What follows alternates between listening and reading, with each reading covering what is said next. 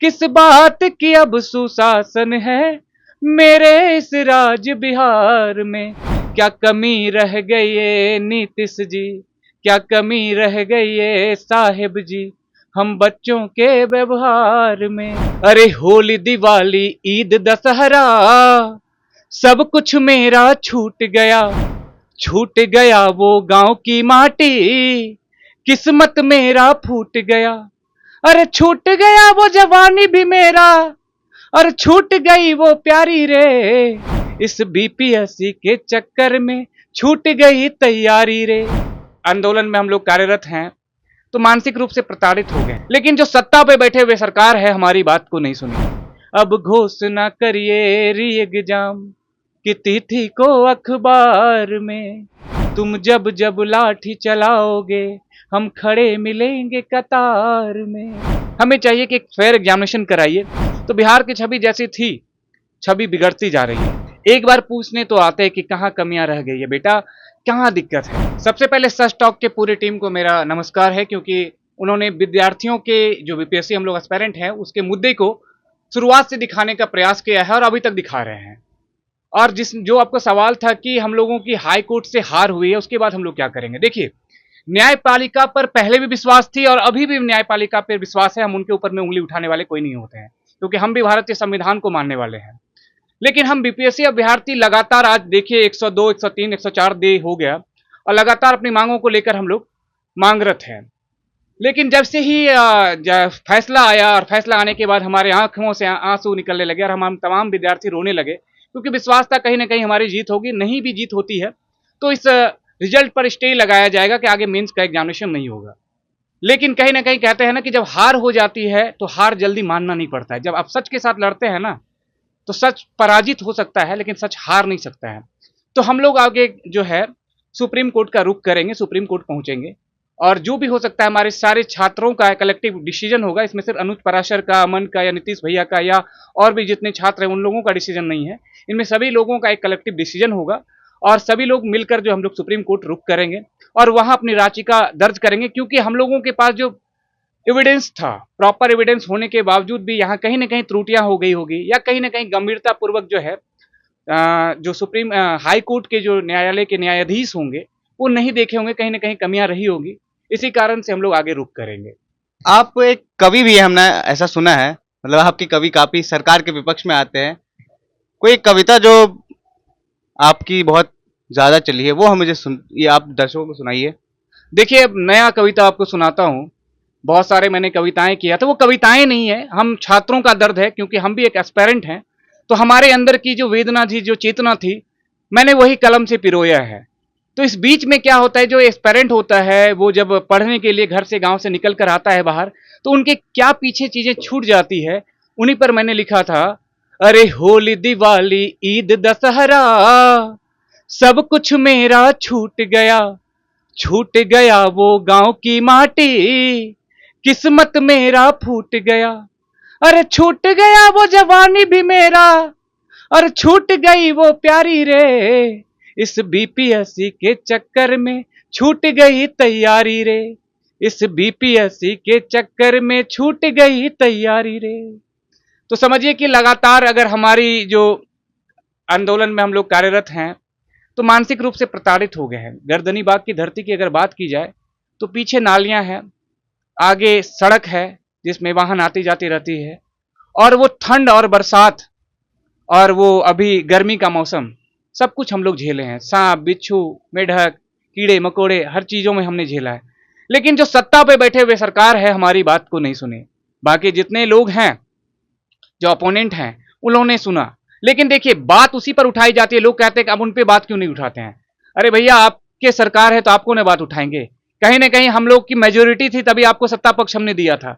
एक बार पूछने तो आते हैं कि कहाँ कमियां रह गई है बेटा, कहाँ दिक्कत है। ठीक है आपने कहा कि बीपीएससी एक संवैधानिक संस्थान है, उसमें हमारी हस्तक्षेप नहीं हो सकती है, उनमें जो है हमारे हस्तक्षेप नहीं होगा। लेकिन एक बार जो है 67 बीपीएससी में नीतीश कुमार जी ने हमारे विद्यार्थियों की बात सुनी थी। दिल्ली में उनसे कुछ विद्यार्थी मिले और बताए तो वो बोले हमको इन चीज़ों का जानकारी नहीं थी, मैं जाकर इस पर काम करता हूँ, और वो कैंसिल करवा दिए। तो हम लोग चाहते थे कि वो हमारे आदरणीय हैं और बिहार में उनको हम लोग सत्ता दिए थे तो हमारी बात सुनते, लेकिन नहीं सुना।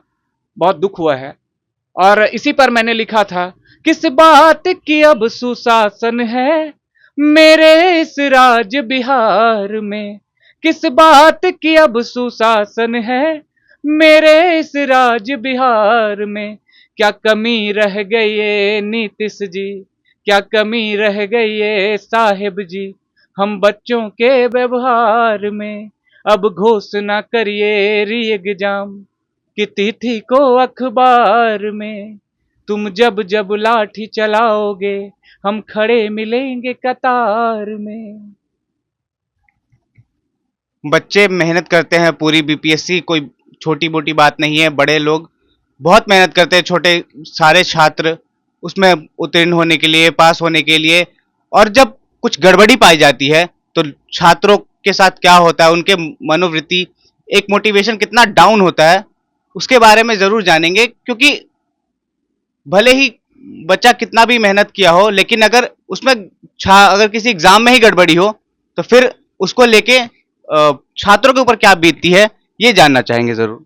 देखिए, ऐसा है कि जितने एस्पिरेंट होते हैं, चाहे वो अमीर हो या गरीब हो, लेकिन एस्पिरेंट एक जाति है और पूरा एस्पिरेंट का एक ही है कि यूपीएससी पीसीएस एग्जामिनेशन की तैयारी करते हैं। तो उनको घर का जो खर्चा आता है ना, वो एक जोड़ कर आता है खर्च। उसी खर्च में वो तमाम अपनी सुविधाओं के साथ बुक्स भी लेना है, कलमें भी लेना है, पढ़ाई भी करना है, कॉपी भी लेना है और वो कोर्स भी खरीदना है। तो उन चीज़ों के साथ वो चलता है और लाइब्रेरी में लगातार वो पढ़ाई करते हैं। कोई 8 घंटा पढ़ते हैं, कोई 10 घंटा पढ़ते हैं, कोई 12 घंटा पढ़ते हैं, अपने हिसाब से लोगों पढ़ते हैं। और बताइए कि जब वो एक अधिकारी बनने की तैयारी करते हैं, लगातार कितने महीनों से अपने घर नहीं जा पाते हैं, न माँ से मिल पाते हैं, न पिता से मिल पाते हैं, न रक्षाबंधन में बहनों से मिल पाते हैं, कितने समय हो गया मैं खुद ही घर नहीं गया हूँ। तो इन तमाम चीज़ों के साथ क्या होता है, लोग तैयारी करते हैं और जब वो एग्जामिनेशन देकर आते हैं तो उनको पता चलता है कहीं ना कहीं क्वेश्चन वायरल हो गई, पेपर लीक हो गई। 67 बीपीएससी भी मैंने लिखा था, पेपर लीक हुई थी जो कि कैंसिल हो गया। फिर ये एक बीपीएससी एग्जामिनेशन मैंने लिखा, मेरे सेंटर पे ऐसे कुछ चीज़ें नहीं हुई थी, मैं झूठ क्यों बोलूँगा। लेकिन कहीं ना कहीं जब घटनाएं घटती है तो आप उनसे आहत होते हैं। एक सेंटर पे हो या 2 सेंटर पे हो या कहीं ना कहीं हो, हम एक ही चेन से बंधे हुए हैं, तो सभी लोग परेशान हो जाते हैं। तो हमारा कुछ ऐसा नहीं है कि हमें डीवाईएसपी का पोस्ट चाहिए या एसडीएम का पोस्ट चाहिए, हमें चाहिए कि एक फेयर एग्जामिनेशन कराइए। क्योंकि बिहार की छवि कभी न कभी, इतिहास हम नहीं पढ़ता है, हम इतिहास के स्टूडेंट हैं, इतिहास को अच्छे तरीका से पढ़ते हैं। तो बिहार की छवि जैसी थी, छवि बिगड़ती जा रही है। तो अगर इन चीज़ों पे अगर नहीं काम किया जाए तो कब अच्छे अधिकारी नहीं आ पाएंगे और बिहार की छवि बर्बाद होती चली जाएगी। तो हम भी चाहते हैं अपने कंधे पर 3 सितारा लगा के हम भी डीएसपी बने, हम भी एसडीएम बने। तो आप काम अगर ऐसा करिए कि हमें भटकना नहीं पड़े। उसी पर मैंने लिखा था कि देखिए, छात्र जो है लगातार महीनों महीनों से भटक रहे हैं। तो उसी पर लिखा था, महीनों महीनों सत्ता का जब नशा चढ़ जाता है सरकार को और छात्र जब रोड पर भटकते हैं तो क्या होता है।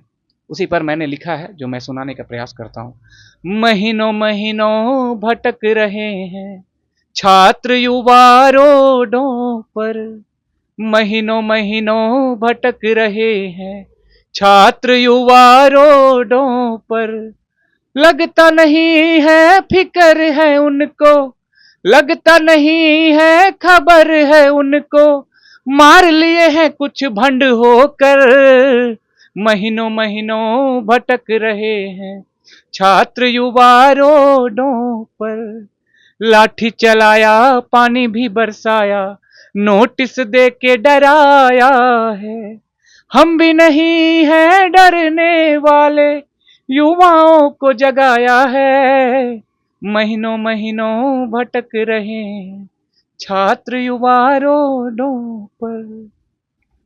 छात्र युवा रोडों पर भटक रहे हैं, पिछले 100 दिन से ज्यादा इन्होंने प्रदर्शन किया है और प्रदर्शन आगे भी जारी रखने की बात कर रहे हैं।